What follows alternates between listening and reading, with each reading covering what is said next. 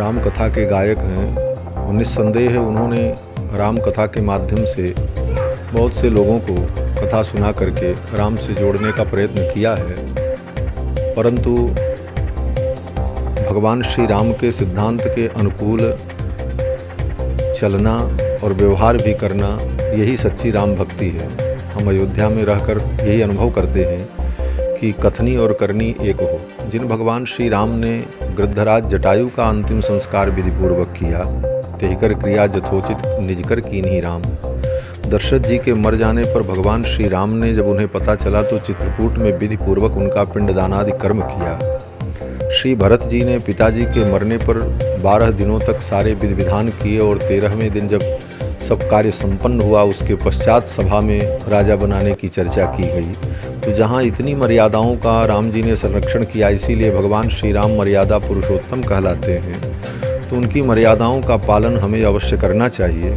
और शास्त्र की मर्यादा है कि किसी परिजन के मर जाने पर, सगे संबंधी के मर जाने पर 10 दिनों तक सूतक होता। उस सूतक कार्य में संध्यादि कर्म का भी निषेध है। ब्राह्मण भी संध्या नहीं करता, उस समय गायत्री का जप नहीं करता, क्योंकि उन कर्मों को न करना ही धर्म माना गया है। धर्म शास्त्र की आज्ञा ही धर्म है। तो उस काल में उन धर्मों को न करना ही धर्म करना मान लिया जाता है।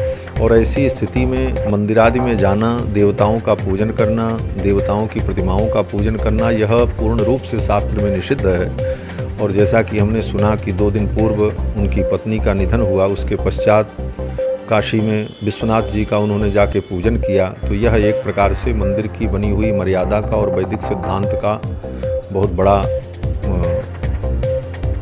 अपलाप है और ऐसा नहीं होना चाहिए। मंदिर की मर्यादा का पालन व्यक्ति को करना चाहिए।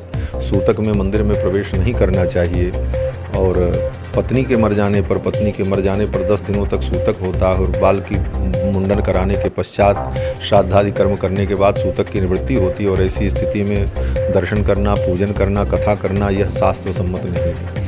और अगर लोगों ने, काशी के विद्वानों ने विरोध किया, तो काशी तो ज्ञान की नगरी है। सारे देश में नहीं, कहीं पूरे विश्व में कहीं भी हिंदू समाज हो, कोई धार्मिक विषय में संदेह होता तो काशी से निर्णय प्राप्त किया जाता है। तो उस काशी के लोगों ने, विद्वानों ने जो विरोध किया है वह उचित है और आगे ऐसा नहीं होना चाहिए। हम यही, हमारी व्यक्तिगत राय है कि ऐसा नहीं होना चाहिए। अगर ऐसा किया है तो सूतक में विश्वनाथ जी का पूजन करने पर जो अपचार हुआ, उस अपचार की निवृत्ति के लिए विद्वान ब्राह्मणों के द्वारा विश्वनाथ जी के मंदिर में संप्रोक्षण होना चाहिए और पुनः उनका अभिषेक आदि कर्म होना चाहिए।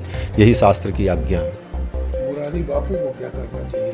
मुरारी बापू को सबसे बड़ा प्रायश्चित यही है कि किसी भी कार्य को करने के पश्चात अगर उसे बोध हो जाए कि मुझसे गलती हुई, तो उसका जो पश्चाताप है वो पश्चाताप ही वास्तविक प्रायश्चित है।